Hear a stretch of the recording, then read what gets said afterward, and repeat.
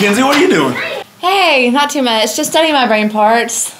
You should go study on campus at the library. Oh, I don't need to study at the library. All I need is my hippocampus. It's involved in learning and memory. Yeah. How are your classes going this semester?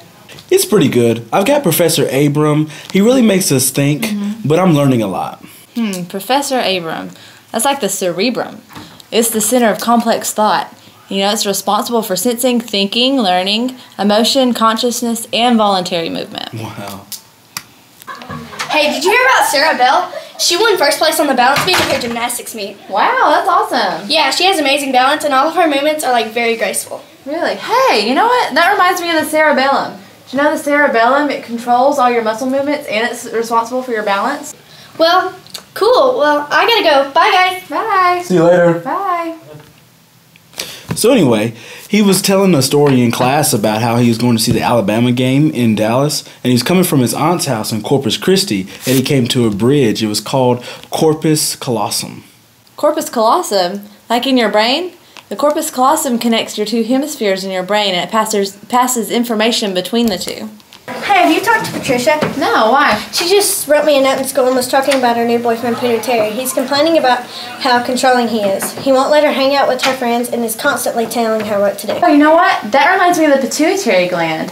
It's called the master gland because it controls all the other endocrine glands. Right, well, anyway, you need to talk to her. All right, talk to you later. Bye. See you later.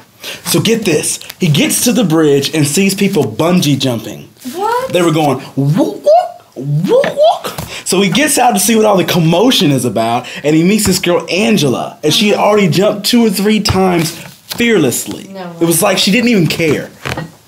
Angela, that's like the amygdala.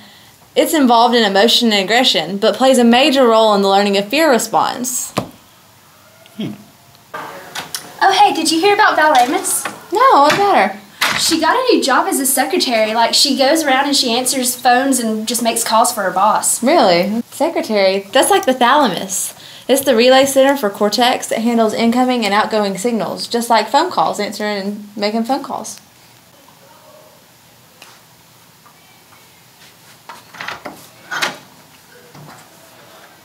So while talking to Angela on the bridge, he ends up running 30 minutes late for the game.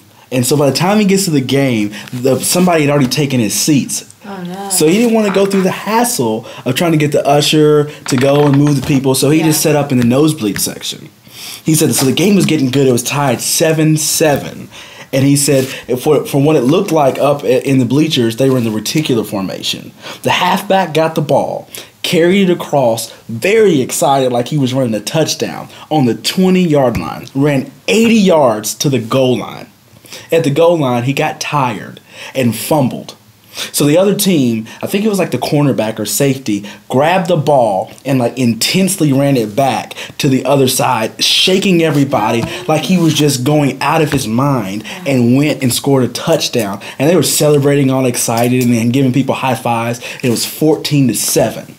Yeah. And it was so weird because as I was watching, I was like celebrating because Alabama won, and it was like they were pawns in a chess game. You say the reticular formation? Do you know that's a group of fibers that carry stimulation related to sleep and arousal through the brainstem? And also you said they were like pawns, which is also involved in sleep and arousal. So maybe that's why you got so tired.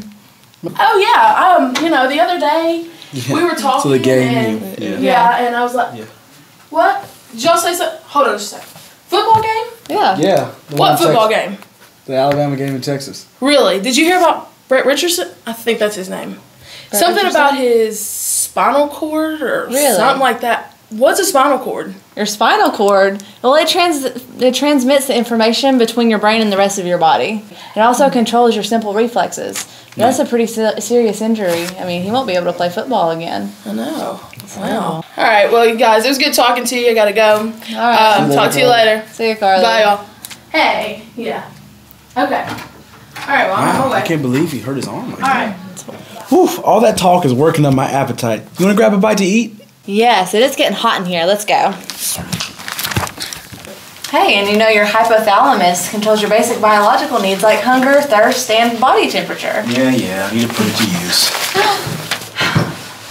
Hey, you know, there is one I forgot. It's What? the medulla. It controls all your unconscious functions like breathing and circulation. I guess it slipped my conscious.